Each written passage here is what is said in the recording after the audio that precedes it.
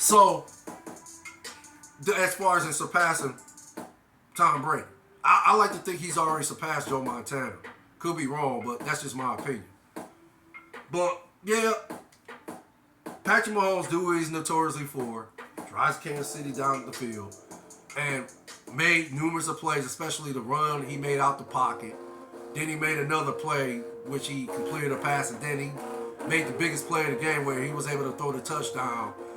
I can't think of that receiver's name, but he catches it, and then game time is over. Kansas City Chiefs is this year's 2024 Super Bowl 58 champions. Again, did the 49ers leave some plays on the field? Yes, they did.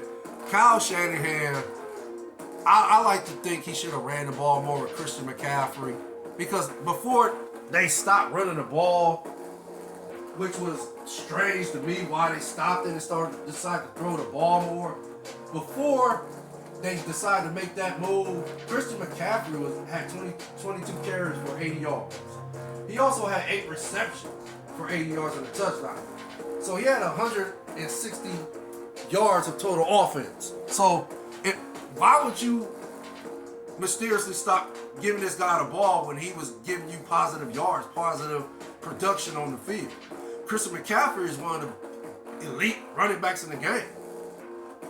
My personal pick is Nick Chubb is the best running back in the game. But yeah, Christian McCaffrey, in my opinion, is second on that list. So why would you? I almost want to say he's the best player on the team. But still, okay, if he's not the best player on the team, why would you still not give one of the elite running backs in the game the ball? Why would you not continue to give him the ball, give him touches and all this and that? I like to think in the second half he was being used as a decoy, and I don't even know if they used him at all in overtime. So that I found that kind of mysterious why Kyle Shanahan made that call. I'm guessing that the call he made in overtime was not good. Lost a 10-point lead. That's not good. He's lost numerous of leads. One I can remember in the Super Bowl. Well, I think he made all these numerous blunders in Super Bowls. But the one that stands out to me is when he gave up a 25-point lead to the New England Patriots. And yet, even when he gave up that lead, his team was still in position to win the game.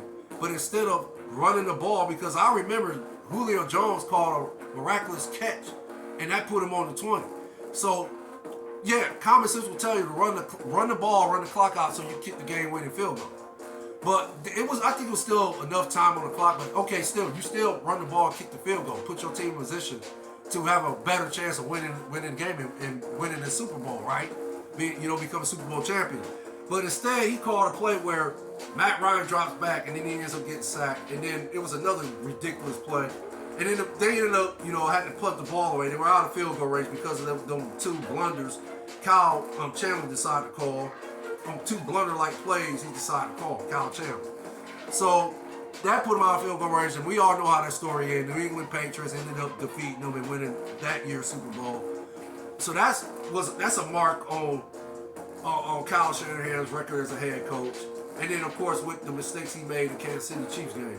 So the way I look at it is Kyle Shanahan, yeah, is he a good coach? Definitely. Is he better than average good head coach? Yeah. But is he elite? Nah, I ain't going to give him elite stats. Because he has that mark on his record. He has that type of negative cloud on his record where he's notoriously known for making these type of blunders in big time games, like the Super Bowl, for example. So is he an elite head coach? No. Is he better than average head coach? Is he like one of the good head coaches in the game? Yeah, he's one of the better than average head coaches in the game. I'll give him that one. But Andy Reid, he called a great game. The defensive coordinator called a great game. Again, Andy Reid is perhaps the best head coach in the game right now.